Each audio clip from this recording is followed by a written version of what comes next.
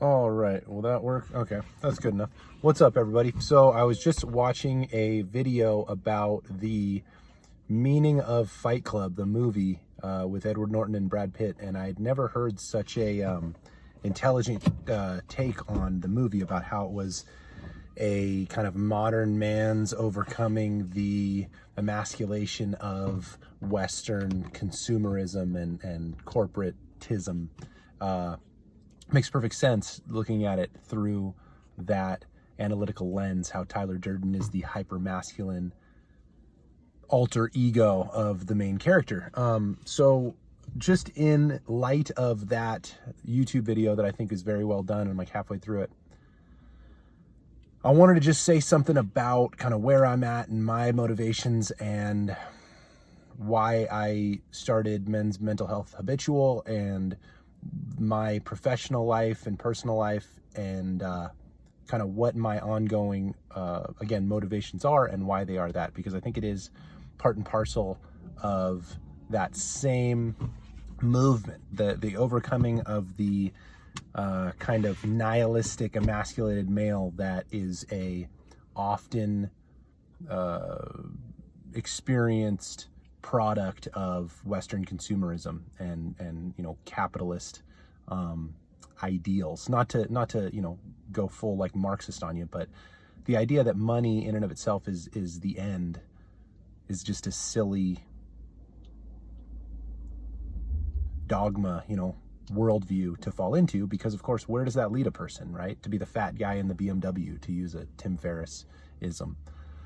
So several years ago, 5-6 years ago, I moved to Tahoe from the Bay Area. I was having real difficult times with my emotional and mental well-being. I was very angry. I was very nihilistic. I was making more money than I've ever made in my life. Still to this day, I W-2'd $93,000 in high-tech recruiting, but I didn't feel good. All I wanted to do was surf. Santa Cruz was my sanctuary.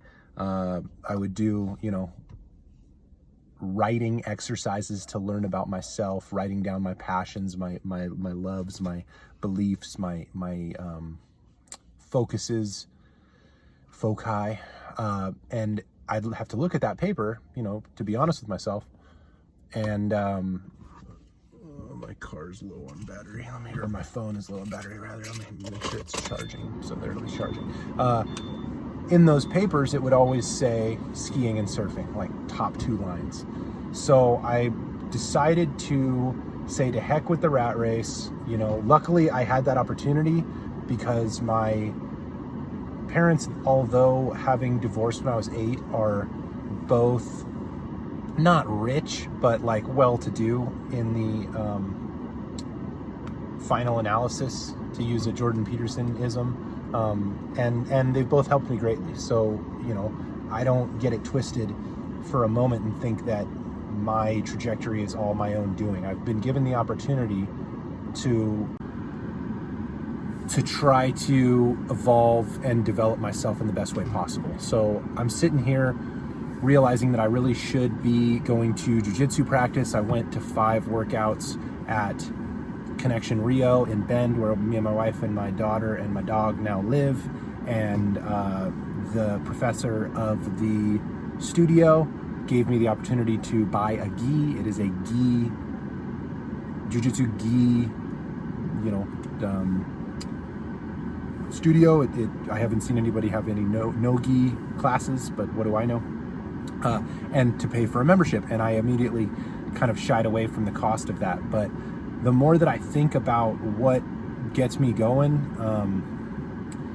the more that I challenge myself physically, the more that I embrace difficult tasks, the more fulfilled, masculine, positive I feel about myself, emotionally, psychologically, physically, mentally. So yeah, I think like 5-6 years ago when I moved to Tahoe, everything in my life spiraled up. And again, it was from following my passion. It was from putting my money where my mouth is, if you like. I had made just enough money to pay off my student loans for my bachelor's that I had gotten from UCSC, moved to the mountains. I've always loved to ski and challenge myself, became a ski patroller, got my EMT basic. I'm working on becoming a paramedic now. And been biking a lot, been working towards running. I've recently signed on with the National Guard and have the prospect of basic training looming over me. And I'm grateful, you know, I'm scared and I'm worried, but I'm not nihilistic or as cynical as I once was. You know, I still reading, you know, Reddit, subreddits and stuff, see a lot of the injustices perpetrated by, you know, the powers that be, but I'm not so given to cynical nihilism as to think that, you know, nobody else gets it, right? Gets it. Like, I think one of the fears of a, you know, liberal arts education, and certainly just youth in and of itself, is to pontificate that the young enlightened person, you know, given newfound freedom and, you know, an education, a classical education, or a, you know, postmodern education, is somehow privy to source knowledge and nobody else is, you know, aware. All the rest of the people have the wool over their eyes. They're all, you know, led by the, you know, I was going to say Pied Piper, but maybe that's not the right metaphor. Led astray by the Joker of, you know, modern consumerism. And, you know, now that I'm 35 years old, today's my birthday, I realize that everybody gets it. You know what I mean? Everybody has to face the harsh realities of life. And, you know, you look around and you see the people that you do admire. And I'm not here to tell you how to live, you know, live how you choose, but I'm just saying, for me personally, the people that I admire are the people that have challenged themselves physically, psychologically, mentally, emotionally, right? The people that have raised families, the people that have achieved great things in terms of athletics, the people that have, you know, become something, whether it's a pilot or a veteran or a teacher or a, you know, coach or a, you know, contractor or a professional in any chosen industry. And the older I get, the less that I'm given to, again, cynical nihilism and something else that I've struggled with, vain narcissism, and the more that I'm given to a want to embody humility and the desire to learn, the things that I find important. And so that's where I'm at. It's my 35th birthday. I wanted to share that with you guys. Get out there, get after it, and challenge yourself. You know, try to better yourself by taking on the biggest challenge that you possibly can. You know, whether you succeed or fail is beside the point. The point is you're striving. So, cheers. Happy birthday to me and anybody else that was born on June 25th out there. Love you guys. Thank you for listening and watching my content. I'll keep it coming. I'm all about mental health, physical health, emotional well-being, and I would love to talk to you. So if you have seen this and you enjoy my kind of free-flowing content, if I can call it that, and you'd like to have a conversation, I'd love to talk with you. And it's 100% up to you whether we post it or not.